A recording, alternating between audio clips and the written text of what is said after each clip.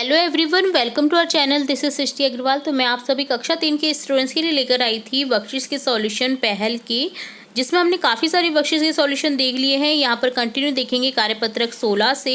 इससे पहले कि अगर आपने कार्यपत्रक के सॉल्यूशन नहीं देखे, किसी कारणवश कोई भी वीडियो मिस कर दिया है, तो आप हमारी चैनल की प्लेलिस्ट से चेकआउट कर सकते हैं। यहाँ पर हम कंटिन्यू देखेंगे कार्यपत्रक 16 से और काफ़ी सारी वर्कशीट्स के सॉल्यूशन इसी पार्ट में देखने वाले हैं। तो पूरा वीडियो इंपॉर्टेंट होने वाला है, तो एंड तक बनी रहेगा इसी तरह मेरे साथ इस वीडियो में। यहाँ पर सबसे पहले इस क्वेश्चन को देखेंगे, जिसमें क्वेश्चन फर्स्ट है, चित्र में दी गई कहानी की घटनाक्रम को सही कीजिए या सही क्रम लगाइए। तो यहाँ पर ये पिक्चर देखते ही आप समझ गए होंगे, ये है प्यासा कौवा, थर्स्टी क्रो कहानी के चित्र, जिसमें सबसे पहले एक कौवा होता है जो कि इधर उधर भटकता है प्यास के मारे और उसे एक जग दिखाई देता है। तो यहाँ पर फर्स्ट ये हो जाएगा चित्र। नेक्स्ट हो जाएगा, अब वो उसकी चोंच जो है उस पानी तक नहीं पहुँच पाती है, तो ये सेकंड क्रम हो जाएगा।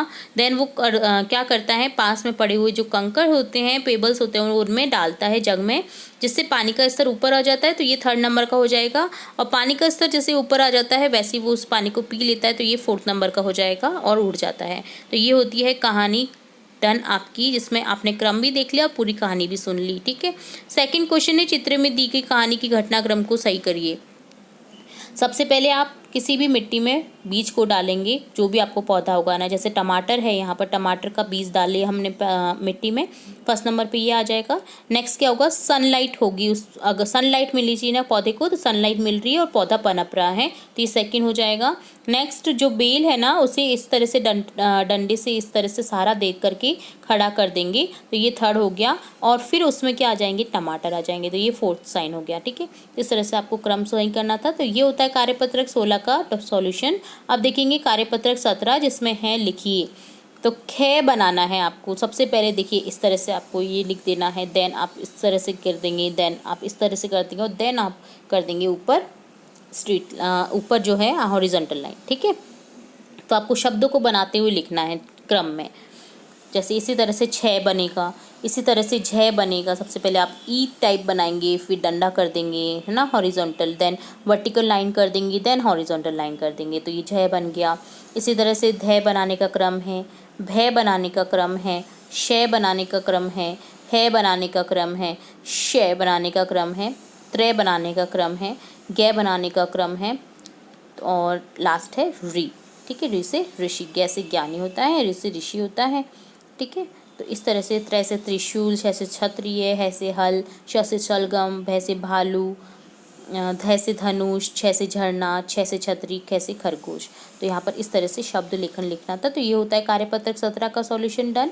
अब देखेंगे कार्यपत्रक 18, जिसमें है लिखिए। आपको जो वर्ड्स दे रखे हैं, शब्दों को इसी तरह से सुंदर सुंदर हैंड राइटिंग में इन दिए गए ब्लैंक्स में लिखना है। जैसे अचकन, अचकन, कुमार, कुमार, ओखली, ओखली, पुंगल, पुंगल। जिस लाइन में जो शब्द आ रहा है उसी तरह से आपको लिख देना है, जिससे आप सुलेख भी कहते हैं, स्लेख भी कहते हैं। नेक्स्ट है झुमरू, चाँच, ढाँच, गुलाब जामुन। तो आपको झुमरू के नीचे झुमरू लिख देना है, चाँच के नीचे चाँच, ढाँच के नीचे ढाँच, और गुलाब जामुन के नीचे गुलाब जामुन लिख देना है। और इन्हीं ब्लैंक्स में इस तरह से आपको लिखते हुए इसे कंप्लीट कर देना है। ये होता है कार्यपत्रक 18 का सॉल्यूशन डन। अब देखेंगे कार्यपत्रक 19, जिसमें अगेन हम वाक्य लेखन लिखेंगे। बंदरिया घघरी पहनकर नाच रही है।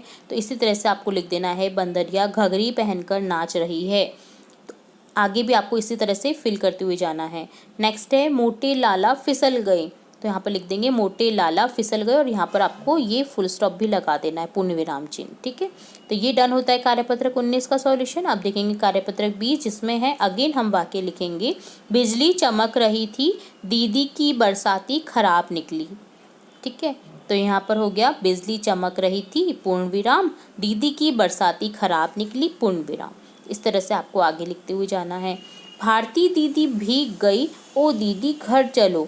यहाँ पर आपको लिख देना है, भारती दीदी भीग गई, पूर्ण विराम, ओ दीदी घर चलो, पूर्ण विराम। तो इसी तरह से आपको आगे की लाइनों में भी लिख देना है। तो ये डन होता है कार्यपत्रक 20 का सॉल्यूशन। तो यहाँ पर हमने देखा कार्यपत्रक 20, 19, 18, 17 और 16 का सॉल्यूशन।